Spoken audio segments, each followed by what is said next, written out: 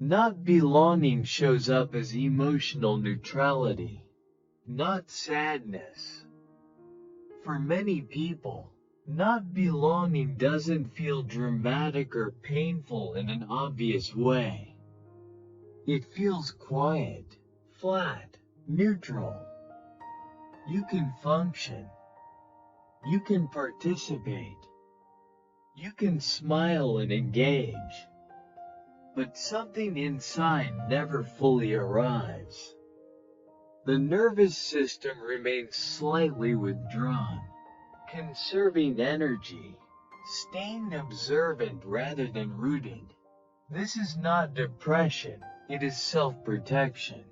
When belonging has felt conditional or temporary in the past, the body learns not to settle too deeply anywhere. Over time, this creates an internal distance that feels confusing. You may wonder why you don't feel attached, excited, or emotionally invested the way others do. But the absence of strong feeling is often a learned response.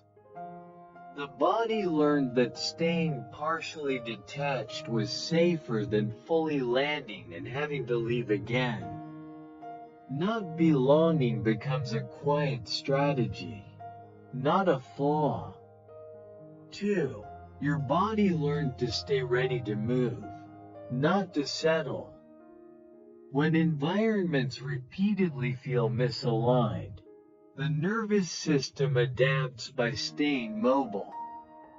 Psychologically, energetically, you may notice this as restlessness, difficulty committing, or a sense that nothing ever quite feels right, even when things are objectively fine.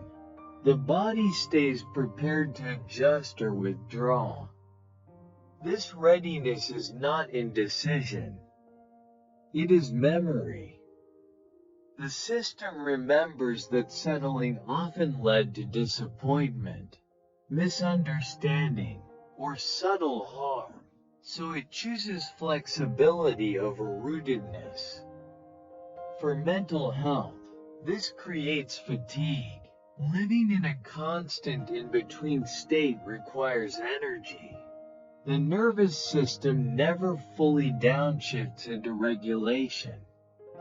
Not belonging anywhere often means the body never learned that staying was safe. 3. You learn to belong partially to avoid being hurt fully. Partial belonging can feel like the safest option. You show up, but not completely. You connect, but with limits. This pattern often forms early, especially when emotional safety was inconsistent. The nervous system learned that full visibility carried risk, so it developed a quieter way of relating. You may be present in many spaces without ever feeling truly seen. Over time, this creates a subtle loneliness that doesn't come from isolation, but from fragmentation. You are everywhere and nowhere. This is not avoidance. It is carefulness. The part of you that never fully belongs is often the part that learned how much it hurt to belong deeply without support.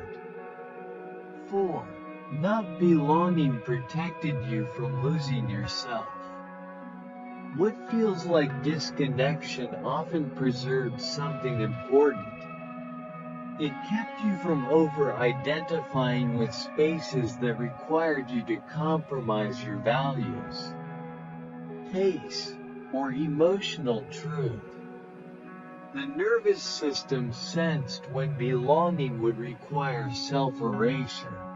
Instead of forcing alignment, it chose distance. This distance protected identity. While others blended in, you stayed intact, even if it felt lonely. Over time, this can look like independence or emotional self-sufficiency, but underneath it is discernment.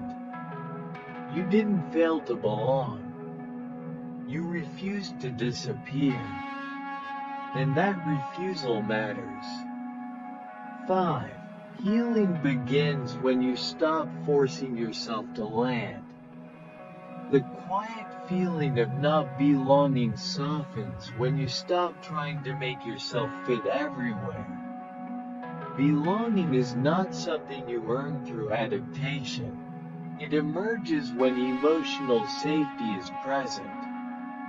As you begin choosing environments that honor your depth, sensitivity, and rhythm, the nervous system relaxes. Attachment becomes possible without effort.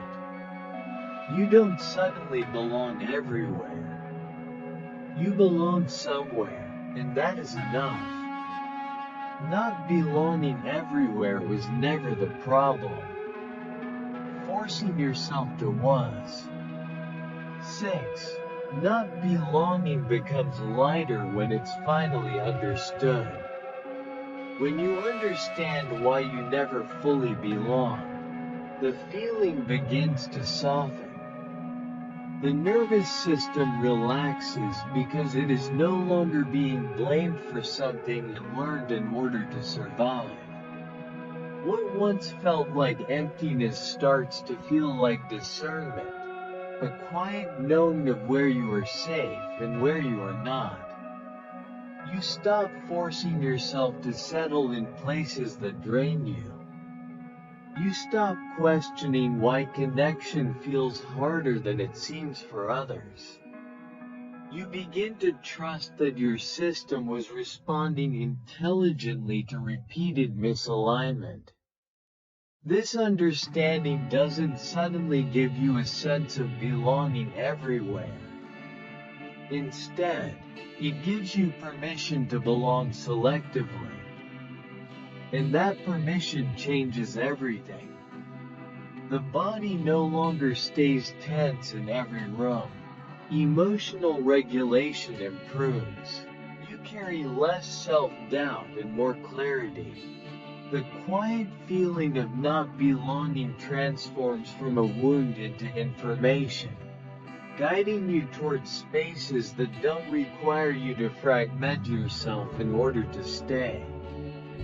This content is for educational and reflective purposes only. It is based on real-life experiences and personal growth journeys, shared to invite awareness, not conclusions. We encourage kind, respectful discussion and constructive comments. In the next reflection, why sensitive people feel so tired in this world, we will explore how heightened perception, emotional attunement, and constant nervous system processing lead to exhaustion, and why sensitivity is not weakness, but a system working overtime to stay safe.